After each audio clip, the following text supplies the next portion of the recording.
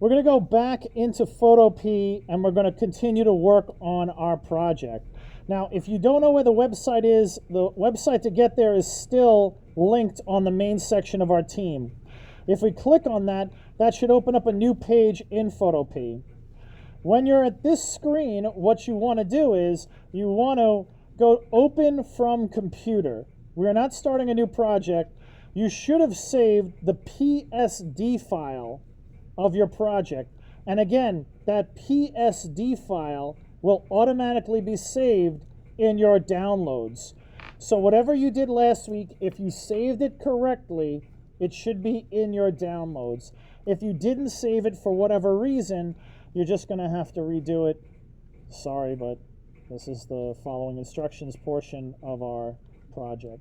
Let me just readjust my window so you can see everything. Right now, what you should be seeing over here is you have your manipulated layer. That's on top.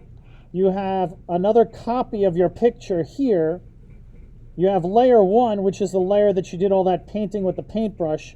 And at the very bottom, there's one that says background. If you don't have any of one of those layers or multiple of those layers, then that's a question to ask me when I'm done with the demo. But if you have an issue with this and they're just not in the right order, for example, let's just say, I know someone was saying I had an issue where I couldn't make this look right because my painting was up here and I can't see my face underneath it.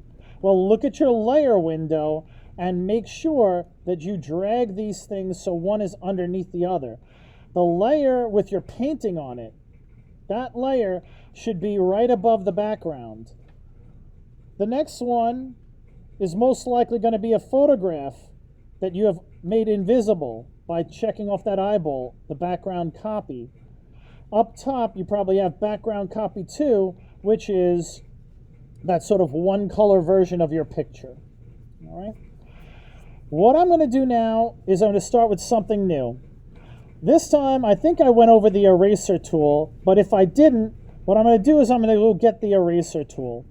The eraser tool, it's their version of a simplified looking eraser. If you can't find it, the shortcut is the letter E. Once you've selected on the eraser tool, you're going to notice that the eraser tool is also a brush.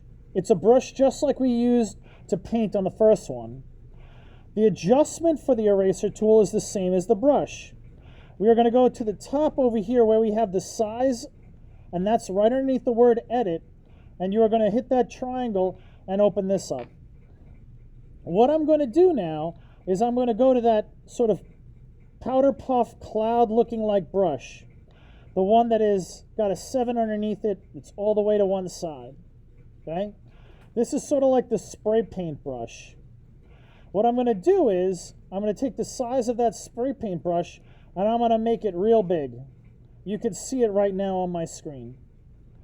I'm going to make sure that I'm on the background copy layer. You'll know what layer you're on because it will be selected dark. It's very important that you're working on the correct layer. With this giant paintbrush, all I'm going to do is just tap lightly on that part of the picture. And why I'm doing this is to kind of make this look like it was a spray painted stencil. I'm just moving that around and tapping once. I don't want to click and drag all over it because I'm just going to erase what I did. If you accidentally erase something that you don't want to erase, remember to undo things, you hold down Control and press the letter Z. What I'm going to tell you to do right now is take that eraser tool the way I've set it up and go in and just lightly do some of this texture erasing. I just bring the brush to an area and I click once. If you do something wrong and you don't like it, hold down Control and press Z. I want to kind of make this look like it's been spray painted through a stencil. I'll give you 1 second to do that. I'm going to move on to the next step. You can always go back to this once I'm finished with the demo. The next step is I'm going to go back over to my layers window. Right now what I want to do is I want to put this background copy, the one that's like an actual photograph, I want to put that layer on top. I can either drag that one up, or I can drag the other one down. So if you do this correctly, what you should have right now is you should have that last photograph of your background on the top layer. You should click the eyeball, and right now what you should be looking at is the original photo. Underneath the original photo, you should have that background copy, the one that you did that one color version of it. And then underneath that, you should have layer 1 that has all the fun painting on it. Background will stay on the background. Once you have this, you want to make sure you are selected on this layer, that top layer, the one that is the photograph. You can see that in the thumbnail right here. The next step is we're going to go to Adjustments, Image, Adjustments, and then we're going to go to Threshold again. Actually, I'm sorry. That's a mistake. We'll click off of that. My bad. We're going to go one more time. We're going to go to Background Copy. Right before we do that, I almost forgot a step. We're going to go to the normal bar right over here and change that to Multiply. So when you do that, you'll see your original photo and it will be see-through. But you still will see the original photo. Now we'll go to Image, Adjustments, and Threshold. When you get to Threshold, you're going to see a black version of your picture again. This time what you'll want to do before you close this out is I want you to go to the Threshold bar, that little center circle, click and drag it to the left. If you drag it all the way to the left, it will completely disappear. If you drag it past the middle, you're not going to see the color underneath. What you want to do is you want to move this somewhere to the left, maybe a quarter of the way, maybe half the way.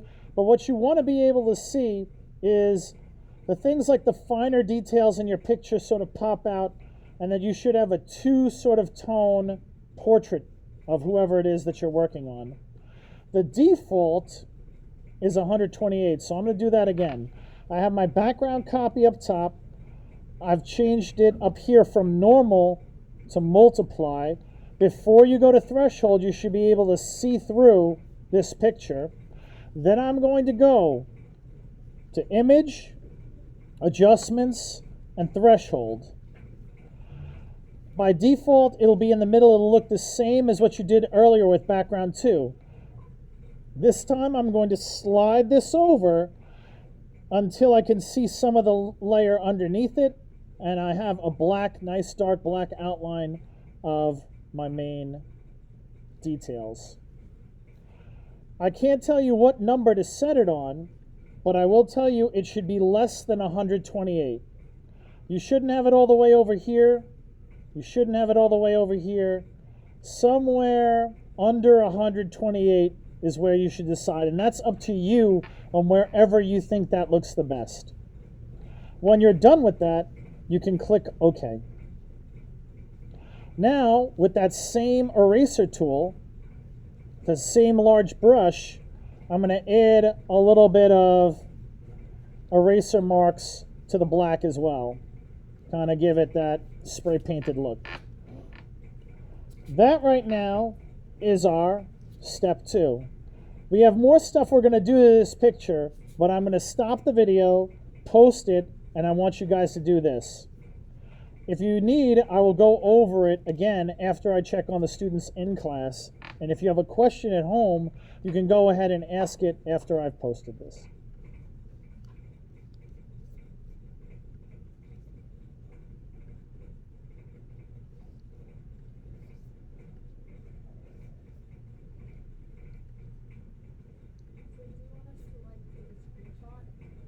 Same thing. All right, right before I close this out, when you're done with this, save it as a PSD again. It will download automatically. And then take a screenshot of your work. Again, your screenshot should include the layers window.